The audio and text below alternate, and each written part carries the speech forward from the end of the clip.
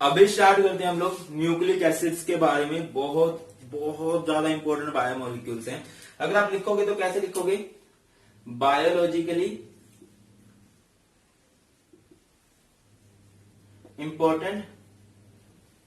Important polymers, and surely इससे related भी question बनता है। Polymers present in living cells या लिविंग ऑर्गेनिजम्स।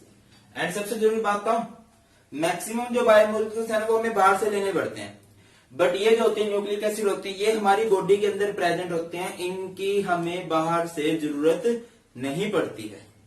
ठीक है, न्यूक्लिक एसिड आप छोटी क्लासेस से सुनते आ रहे। दो बड़े फेमस न्यूक्लिक एसिड है भैया, कौन कौन से? पहला डीएनए, बहुत इंपॉर्टेंट, और दूसरा आरएनए, और ज्यादा इंपॉर्टेंट।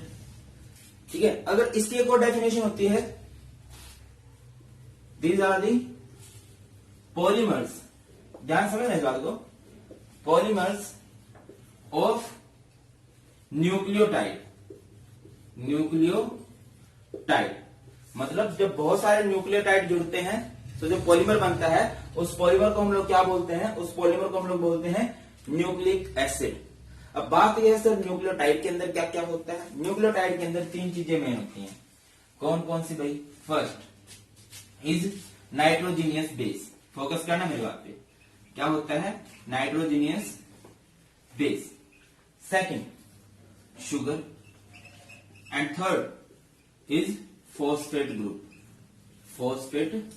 ग्रुप।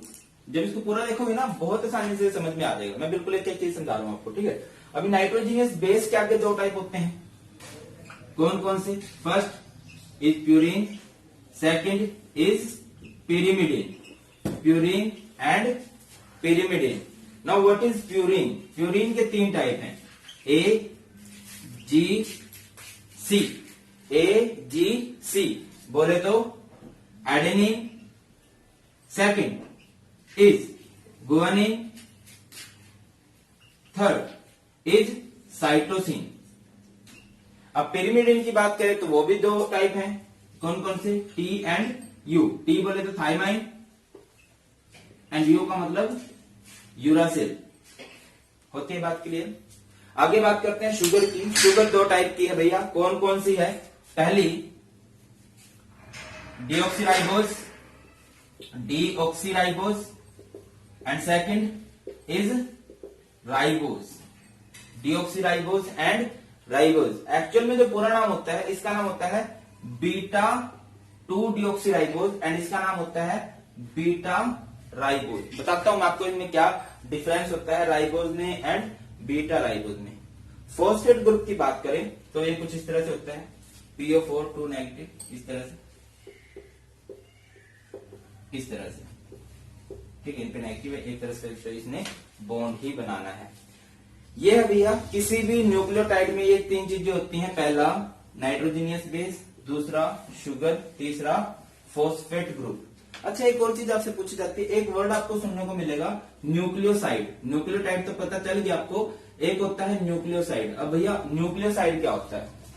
जिसमें होता है नाइट्रोजीनियस बेस, पहली बात जिसमें क्या होता है? नाइट्रोजीनियस बेस, एंड शुगर अगर प्रेजेंट है तो उसे क्या बोलेंगे हम लोग? उसे हम लोग बोलेंगे न्यूक्लियोसाइड। जिसमें बेस हो और शुगर हो तो वो है न्यूक्लियोसाइड। जिसमें बेस भी हो, शुगर भी हो, फॉस्फेट ग्रुप भी हो, उसे हम बोलेंगे न्यूक्लियोटाइड। अगर आपको कभी न्यूक्लियोसाइड से न्यूक्लियोटाइड बनाना है तो उसमें क्या जोड़ दो? न्यूक्लियोसाइड में क्या जोड़ दोगे आप लोग? फॉस्फेट ग्रुप जोड़ दोगे तो वो क्या बन जाएगा? न्यूक्लियोटाइड बन जाएगा। ये सिंपल सी बात है। होती है बात क्लियर? अभी आगे बढ़ते हैं। आगे बढ़े तो क्या होगा देखिए। अच्छा, अगर इनका स्ट्रक्चर बनाना चाह रहे हो आप, किसका? बीटा 2 डीऑक्सीराइबोज का एंड बीटा राइबोज का, तो कैसे स्ट्रक्चर की? शुगर का स्ट्रक्चर भी होता है, जिसे बोलते हैं हम लोग हैवर्थ प्रोजेक्शन बोलते हैं। स्ट्रक्चर इंपॉर्टेंट बनता है, आ भी सकता है। ठीक है, तो पेंटोज शुगर है ये। पेंटोज शुगर बोले तो जिसमें 5 कार्बन होते हैं उसे हम लोग कहते हैं पेंटोज शुगर।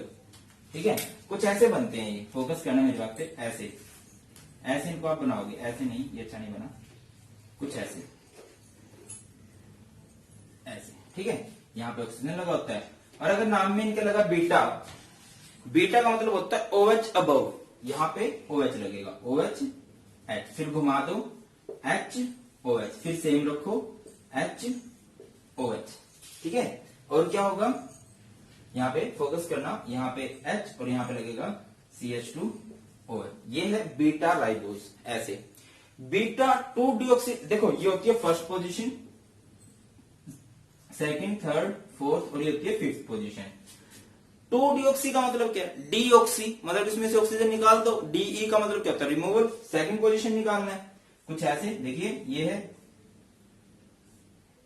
यहां पे ये OH H, ऐसे बनाओ ना, H OH same, H OH H CH2OH, यहां पे क्या है ऑक्सीजन है, और यहां से आप लोग O हटा दोगे क्योंकि नाम में लिखा हुआ है बीटा 2 डिऑक्सी राइबोज।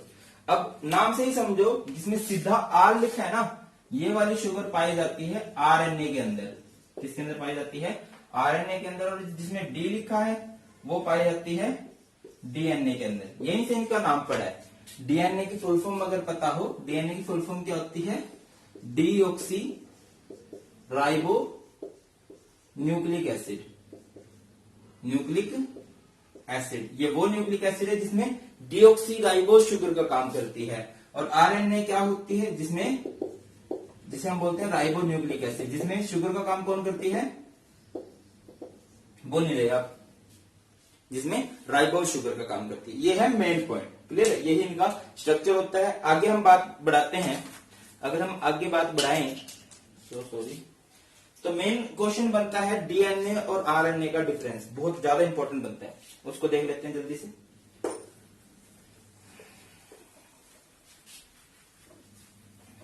कि क्या डिफरेंस है DNA में और RNA में, वो क्वेश्चन चांसेस हैं इसके पेपर में आ जाए। तो लिखते हैं, यहां पर लिखेंगे DNA और यहां पर लिखेंगे RNA। नाम तो कई लोगे आप, DNA deoxy ribo nucleic acid, RNA ribo nucleic acid. अगर बात करें कि इसकी पोजीशन क्या है, it is present in nucleus of cell, जो सेल होते हैं उनके न्यूक्लियस के अंदर मिलता है हमें DNA, और RNA हमें क्या कहां मिलता है, it is present in cytoplasm, cytoplasm of cells. जो न्यूक्लियस होता है ना उसके साइड में होता है साइटोप्लाज्म। 6th 7th क्लास में पढ़ा होगा आपने, नहीं पढ़ा कोई दिक्कत नहीं है, याद कर लो, ठीक है। अगली बात होती है सर शुगर भी होगी इसके अंदर। शुगर कौन सी होगी, जस्ट अभी बताया। DNA के अंदर कौन सी शुगर पाई जाती है भाई, डीऑक्सी राइबोज। कौन सी पाई जाती है, डीऑक्सी राइबोज, या स्पेसिफिक बताना चाहो beta 2 deoxy ribose. And RNA में कौन सी शुगर पाई जाती है, इसमें कौन शुगर पाई जाती है, राइबोज। RNA में कौन शुगर मिलती है, राइबोज। फॉस्फेट ग्रुप दोनों में कॉमन होता है, ठीक है। और अगर बेस की बात करें, बेस देखिए 2 होते हैं, कौन कौन से, एक तो होता है प्यूरिन, एक होता है पिरिमिडीन। अब बात यह है कि इसके अंदर कौन सा बेस है, उसके अंदर देखो प्यूरिन दोनों के अंदर सेम होता है, कौन कौन सा, AGC, इसके अंदर यहां पे होता है T। अगर उसकी बात करें उसमें कौन सा बेस है, बेस के 2 टाइप थे, अभी करके आए हैं, कौन कौन से, प्यूरिन एंड कौन से वाला भाई, पिरिमिडीन, पिरिमिडीन, ठीक है। ये तो फिक्स है AGC, AGC दोनों में होता है, बस पिरिमिडीन वाला चेंज होता है, वो यहां पे होता है यू बोले तो यूरासिल, क्लियर है। अगली बात करते हैं, तो DNA के अंदर एक खास प्रॉपर्टी होती है, it has a unique property of replication, unique property of replication. Now what is replication, replication का मतलब होता है कोई एक अपने जैसी 2 कॉपी बना दे, फिर 2 से अपने जैसी 4 कॉपी, 4 से अपने जैसी 8 कॉपी, मतलब एक फोटोस्टेट की तरह करता है। DNA मॉलिक्यूल 2 से 2 DNA में कन्वर्ट होता है, 2 4 में कन्वर्ट होते हैं। और RNA के अंदर बात करें, it has no property of replication, या it can't replicate, no property of replication, ठीक है, ये रेप्लीकेट नहीं कर सकता, ये अपने जैसी फोटोस्टेट नहीं कर सकता। अगली बात करते हैं भैया, डीएनए का मेन काम क्या है? डीएनए का मेन काम है जो वंशों वाली प्रॉपर्टी है ना, लाइक आप लोग हो, आप लोगों की जो शक्ल है वो पेरेंट्स से मिलती जुलती है, या आपकी जो प्रॉपर्टीज होती है ना हमारे पूर्वजों का मिश्रण होता है। एक फिल्म देखी आप लोगों ने, वो हिंदी में है, साउथ की फिल्म है, चेन्नई वर्सेस चाइना, बहुत बढ़िया फिल्म है, जबरदस्त, मेरे फेवरेट है वो। तो उसमें वो दिखाते हैं ना, वो बोधि धर्मन का वंशज होता है वो हीरो। ऐसे ही कुछ होता है कि हमारे अंदर जो प्रॉपर्टीज होती है ना बहुत ज्यादा हमारे पेरेंट्स से हमें मिलती है, ठीक है। लाइक कोई वेस्ट इंडीज वाला है, अब आगे अगर वो भारत में भी आके रहने लगेगा तो उसका जो स्ट्रक्चर हमें देख के लगेगा नहीं यार ये प्रजाति यहाँ की तो नहीं लगती, वो पूर्वजों की देन है। एंड ये काम किसका है? डीएनए का। डीएनए का काम क्या है? इट इज यूज, या इट इज यूज तो नहीं, responsible for the transfer of heredity effect, heredity effect from one generation to next generation. एक जनरेशन से नेक्स्ट जनरेशन के अंदर प्रॉपर्टीज को जो ट्रांसफर करता है वो कौन करता है? डीएनए। एंड आरएनए की बात करें, आरएनए में कुछ ऐसी प्रॉपर्टी नहीं है, इसके अंदर क्या है? It is responsible for the synthesis of protein, synthesis of protein, protein के निर्माण में इसकी बहुत ही महत्वपूर्ण भूमिका होती है, बहुत ही इंपॉर्टेंट काम करता है प्रोटीन को बनाने का, उसमें बड़ा इंपॉर्टेंट रोल इसका रहता है। नेक्स्ट बात करें तो डीएनए जो होते हैं very large in number, large in number, इनका नंबर बहुत ज्यादा होता है, बहुत ही ज्यादा। इनकी बात करें small in number as compare to DNA, इनका नंबर बहुत ही कम होता है।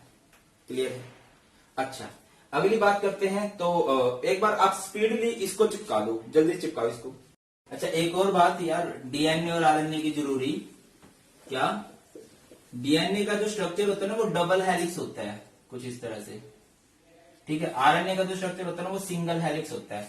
और एक छोटी सी गलती हो गई कि जो मैंने आपको प्यूरिन बोला ना, प्यूरिन AGC, वो एक्चुअली में T और U है, माफ कर देना इस गलती के लिए प्लीज। और जो पिरिमिडीन है वो है AGC, प्लीज ये इसको आपने याद कर लेना है। पिरिमिडीन कौन से हैं? AGC, और प्यूरिन कौन से हैं? T and U। बात करते हैं डीएनए के स्ट्रक्चर की, तो कुछ इस तरह से स्ट्रक्चर होता है, दो कार्बन की ऐसी चेन होती है। गलत हो गया क्या? गलत तो नहीं हुआ वैसे,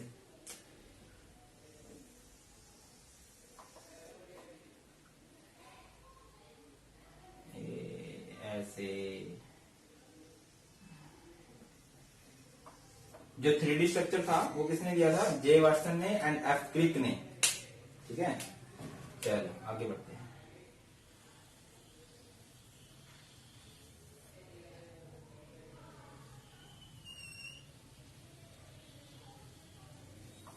ये बात है ना, ऐसे 3-5 इस तरह से होते हैं ये। एंड इनमें जो स्ट्रक्चर है वो किस तरह से होता है? अत चंडीगढ़, अत चंडीगढ़। ए टी का बॉन्ड होता है, ए और टी की बॉन्डिंग होती है, सी और जी की बॉन्डिंग होती है, ए और टी की बॉन्डिंग होती है, सी और जी की बॉन्डिंग होती है। आप इधर उधर घुमा सकते हो, उनको कोई ऐसा चक्कर नहीं पड़ता, ठीक है। और ए और टी में जो बॉन्ड होता है ना वो डबल होता है इस तरह से। सी और जी में कौन सा बॉन्ड होता है? ट्रिपल, डबल, इनमें ट्रिपल। ऐसे इस तरफ टी ले लो, ए ले लो, कौन सा बॉन्ड आएगा? डबल बॉन्ड आएगा। सी और जी में कौन सा बॉन्ड आएगा? ट्रिपल। सी और जी में कौन सा बॉन्ड आएगा? ट्रिपल। टी और ए में कौन सा बॉन्ड आएगा? डबल। जी और सी में ट्रिपल। बस इस तरह से आप लोगों ने इसको याद कर लेना है अच्छे से। हो जाएगा ये स्ट्रक्चर इसका। इसके बाद एक क्वेश्चन बनता है types of RNA. Types of RNA. RNA के टाइप्स कौन कौन से हैं? 3 टाइप होते हैं। mRNA जिसे कहते हैं messenger RNA, rRNA ribosomal RNA, tRNA जिसे हम लोग कहते हैं ट्रांसफर आरएनए। होती है बात क्लियर? अच्छा, अब बात करें अगर हम लोग देखो, अगर बात करते हैं बेस और शुगर की, जो नाइट्रोजनियस बेस है एंड जो शुगर है उसका जो फर्स्ट कार्बन है, उसमें कौन सी बॉन्डिंग है? वहां पे होती है ग्लाइकोसिडिक लिंकेज। कौन सी वाली लिंकेज होती है? Glycosidic linkage. एंड बात करें न्यूक्लियोटाइड्स, जो बहुत सारे मोनोमर्स हैं, वो जो न्यूक्लियोटाइड्स हैं वो किस तरह से जुड़े होते हैं? उनके अंदर लिंकेज होती है फॉस्फोडाइएस्टर। याद कर लेना कौन सी लिंकेज होती है? फॉस्फोडाइएस्टर, बहुत काम आएगी। इसके बाद एक टॉपिक है, आउट ऑफ सिलेबस है, डीएनए फिंगरप्रिंट्स। आजकल बड़ा फेमस है। लाइक अगर हमने किसी क्रिमिनल को कैच करना है, पकड़ना है, तो डीएनए बड़ा इंपॉर्टेंट रोल प्ले करते हैं। अच्छा, आजकल ये भी बड़ा चल रहा है कि पैटर्निटी चेक करनी है। पैटर्निटी समझते हैं ना, पेरेंट्स चेक करने हैं कि कौन है इसके, तो डीएनए मैच करवाया जाता है। और बात की जाए जैसे एक्सीडेंट हो जाते हैं बहुत, तो एक बॉडी है ना बहुत ही ज्यादा, ये कह लो कि ऐसी कंडीशन में होती है, फेस वगैरह कुछ पहचान ही नहीं आता है। फिर उसको बॉडी को सौंपना है, 3-4 फैमिली आ गई कि ये हमारा फैमिली मेंबर है, फिर उसका डीएनए मैच करवा के देखा जाता है। लाइक कई बंदे होते हैं ना, नहर में कूद के जान दे देते हैं, तो कई जगह से होते हैं जो कूद के जान देते हैं, और फिर उनकी बॉडी इतनी बुरी हालत में होती है, नहीं पता लगता शक्ल से या कपड़ों से, देन डीएनए मैच करवाया जाता है। इसको बोलते हैं डीएनए फिंगरप्रिंट्स। क्योंकि फिंगरप्रिंट्स तो चेंज भी किए जा सकते हैं सर्जरी के दौरान, डीएनए को चेंज नहीं किया जा सकता, वो 1% के लिए फिक्स होता है। अब कहोगे सर जब 1% के लिए फिक्स है तो पेरेंट से कैसे मैच कर जाता है? कई सारे बेसिस होते हैं, कई सारे ग्रुप्स होते हैं, उनमें से एक ग्रुप होता है जो पेरेंट से मिलता है सेम, उससे पता लग जाता है। चलिए, ये है बायोमोलिक्यूल्स में क्या, न्यूक्लिक एसिड। स्पीडली नोट करो इसको जल्दी से।